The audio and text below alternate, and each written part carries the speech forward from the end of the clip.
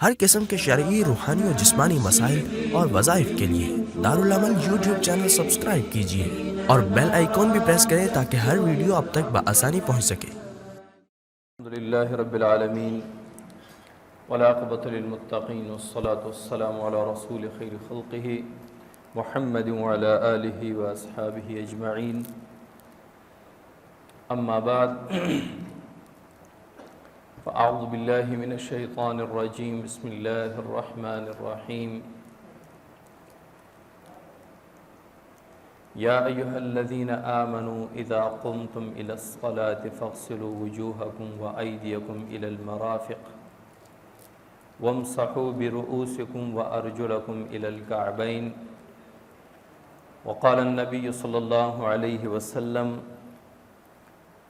الطہور شطر الایمان، صدق اللہ العظیم وصدق رسولہ النبی الکریم، ونحن على ذلك لمن الشاہدین والشاکرین والحمد للہ رب العالمین۔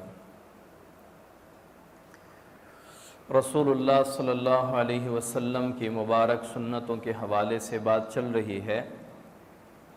الحمدللہ آپ صلی اللہ علیہ وسلم کی سنت مبارک کے بیان کرنے کا یہ تقریباً چوتھا جمعہ ہے۔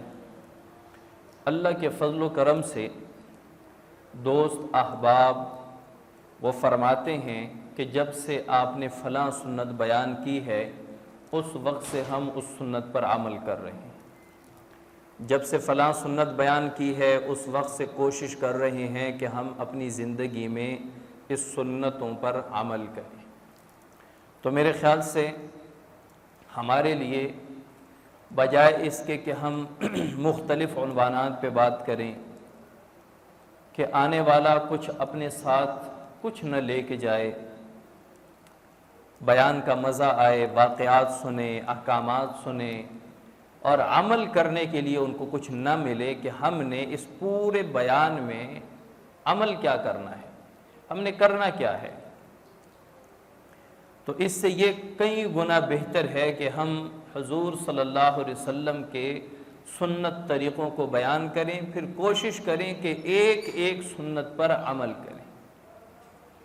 جتنے سنت طریقوں پر ہم عمل کر سکتے ہیں ان سنت طریقوں پر ہم عمل کریں۔ جو ہمارے لیے دشوار ہے اللہ سے مانگے کہ یا اللہ ان اعمال پر، ان سنت طریقوں پر ہمیں عمل کرنے کی توفیق عطا فرما۔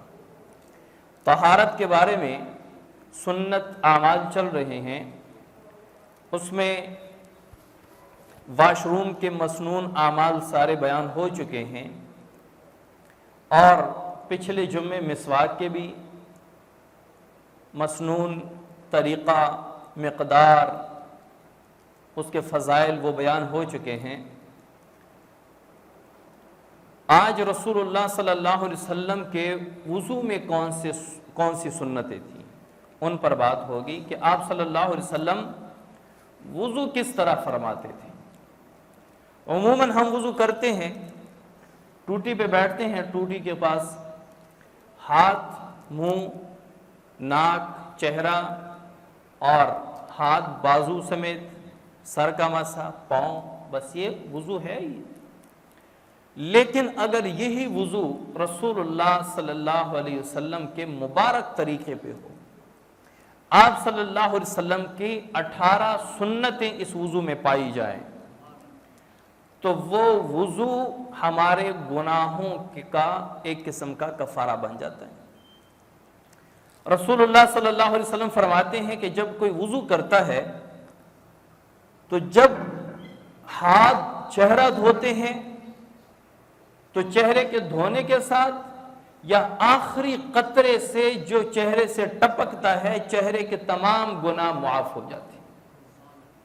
اب چہرے میں آنکھ بھی ہے، آنکھوں نے بدنظری کی ہے، چہرے میں زبان بھی ہے، زبان نے غیر شرعی باتیں کی ہیں، اب جتنے بھی چہرے کے لوازمات ہیں اور چہرے سے جو گناہ سرزد ہوئے ہیں، چہرہ دھونے سے، وضو میں چہرہ دھونے سے چہرے کے ساتھ جتنے متعلق گناہیں تھیں وہ تمام کی تمام گناہیں وہ اللہ کے فضل و کرم سے وہ آخری پانی کے قطرے کے ساتھ گر گئے۔ یہ حضور صلی اللہ علیہ وسلم کی حدیث ہے۔ اور جب بندہ ہاتھ دھوتا ہے تو ہاتھ دھونے کے ساتھ ہاتھ سے جتنی بھی گناہیں سرزد ہوئی ہیں تو وہ تمام کے تمام گناہ ہاتھ کے دھونے سے او آخر قطر الماء یا پانی کے آخری قطرے کے ساتھ وہ گناہ جو ہیں وہ سارے جھڑ جاتے ہیں۔ اور جب پاؤں دھوتے ہیں تو پاؤں کے دھونے کے ساتھ یہ پاؤں جہاں جہاں بھی گناہ کی جگہ پہ گئے ہیں تو اس سے پاؤں کے دھونے سے اللہ تعالیٰ ان پاؤں کو گناہوں سے پاک کر لیتے ہیں۔ آپ صلی اللہ علیہ وسلم کی حدیث ہے کہ قیامت والے دن اللہ تعالیٰ بندے سے فرمائیں گے تو نے کیا کیا کیا؟ وہ اپنے نیک اعمال بتا دے گا، فرمائے گا اچھا اب ہم آپ پر گواہ لائیں گے۔ وہ بندہ کہے گا میرے اوپر گواہی یہاں کون دے گا؟ میں نے تو گناہ ایسی جگہ کی ہیں جہاں پہ کوئی تھا ہی نہیں، میں نے چھپ کے گناہ کی ہیں۔ تو اللہ تعالیٰ اس کے زبان پہ منہ پہ مہر لگا دیں گے اور اللہ تعالیٰ آنکھوں کو حکم فرمائیں گے بول اس نے کیا کیا کیا ہے۔ آنکھیں بیان کرنا شروع کر دی کہ اس بندے نے مجھے استعمال کرتے ہوئے یہ کام کیا، نیک کام کیے ہیں، بد کام کیے ہیں، گناہ کے کام کیے ہیں، نیکی کے کام کیے، وہ تمام بنا کر اللہ تعالیٰ ہاتھوں کو حکم دیں گے ہاں بھائی کیا کیا کیا اس نے، وہ بیان کرنا شروع کر دیں گے۔ ہاتھ وہ بندے کے اوپر گواہی دیں گے کہ یا اللہ اس بندے نے مجھے غلط استعمال کیا ہے، اس نے مجھے فلاں فلاں جگہ استعمال کیا۔ پاؤں کو حکم دیں گے، پاؤں ہمارے خلاف گواہی دیں گے۔ اب کتنی بڑی بات ہے کہ جب ہم وضو کرتے ہیں تو جن ہاتھوں نے ہمارے خلاف گواہی دینی ہے ہم وضو میں دھوتے ہیں، ہاتھ کے گناہ سارے جھڑ گئے۔ جن آنکھوں نے ہمارے خلاف گواہی دینی ہے، جس زبان نے ہمارے خلاف گواہی دینی ہے، جن پاؤں نے ہمارے خلاف گواہی دینی ہے، جب ہم وضو کرتے ہیں تو وضو کے ساتھ ان اندام کے ان اعضاء کے تمام گناہ جھڑ کر پانی کے ساتھ بہہ جاتے ہیں۔ تو اب انہوں نے ہمارے خلاف نہیں بلکہ ہمارے حق میں گواہی دینی ہے کہ یا اللہ یہ وضو کیا کرتا تھا، یا اللہ یہ تیرے نیک اعمال کی طرف جاتا تھا، مسجد کی طرف جاتا تھا، یہ کانوں سے تیرے اور تیرے حبیب کی باتیں سنتا تھا، یا اللہ یہ اپنے ہاتھوں سے لوگوں کی مدد کیا کرتا تھا، قرآن اٹھاتا تھا۔ اب یہ ہاتھ، ناک، یہ زبان، یہ آنکھیں، یہ پاؤں چونکہ وضو کے ساتھ ہمیشہ دھلتے رہتے ہیں اور گناہ پاک ہوتے رہتے ہیں۔ اب وضو کتنی بڑی عبادت ہے، وضو اللہ تعالیٰ کی طرف سے کتنی بڑی نعمت ہے۔